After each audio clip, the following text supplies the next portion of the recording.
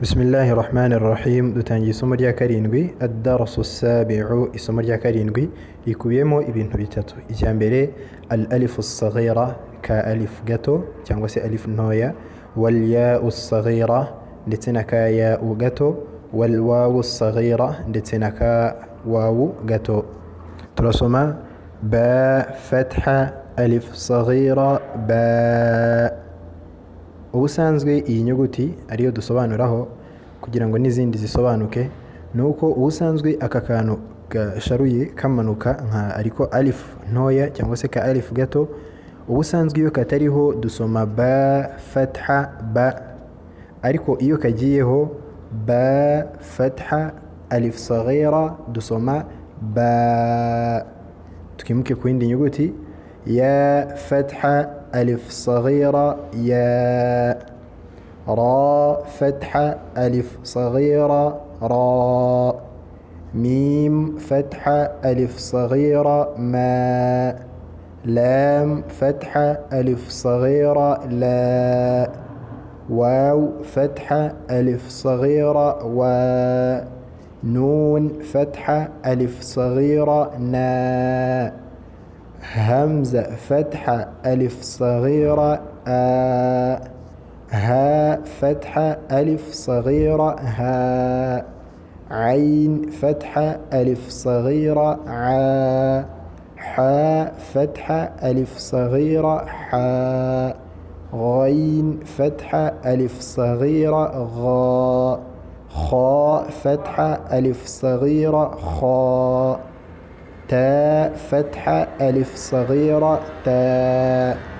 Ugendeye kuzisomwe haruguru n'izi zikurikiraho niko uzisoma. Hanyuma tukareba urugero kuri ya'u saghira. Turasoma tuti hamza kasra ya saghira i.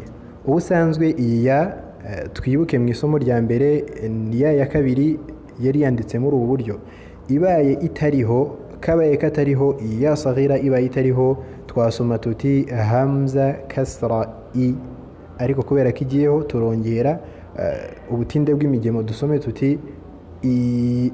Hanyuma tukimukira kuri wawu saghira.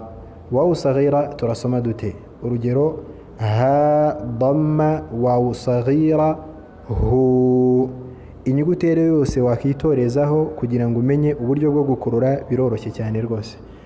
Ndetse turebe n'urugero muri Qur'ani aho Allah subhanahu wa ta'ala atubwira muri suratu Quraysh ati ila fihim, tuhahiji cyangwa se tuhasomye mu buryo turi gusoma ahangaha twasoma tuti hamza kasra ya saghira i, lam fatha alif saghira la ila. Naam. Ndetse n'urundi rugero kuri wawu saghira ndetse narwo rurahari muri surati Tawba aho Allah tubwira ati la yastawuna inda Allah. Aho ngaho naho urwo rugero muri kurureba tutiriwe tuhasoma, naho muri kuhabona ko wawu saghira irahari. Izi ngero ni nyinshi cyane muri Qur'ani aho ushobora kuzahura nazo bigusaba ko uhakurura nk'uko twahize hagatandukana naho aka kamenyetso katari. Turebe urugero aho kari naho katari, itandukaniro ryaho. Allah aratubwira ati maliki yawmiddin. Urabona ko ahangaha karahari turasomye ngo maliki, naho aho katari turasoma tuti maliki nas. Urabona ko aho ngaho maliki ntabwo agahari, bityo turasoma tuti maliki, ntabwo dusoma ngo maliki. Hanyuma niba dusomye tuti ila fihim nkuko twabibonye mu rugero, aho katari tugasoma tuti ilahin nas. Naho ibiri munsi hano ni ukubitegurira isomo ryabyo inshallah ta'ala. Wassalamu alaikum wa rahmatullah.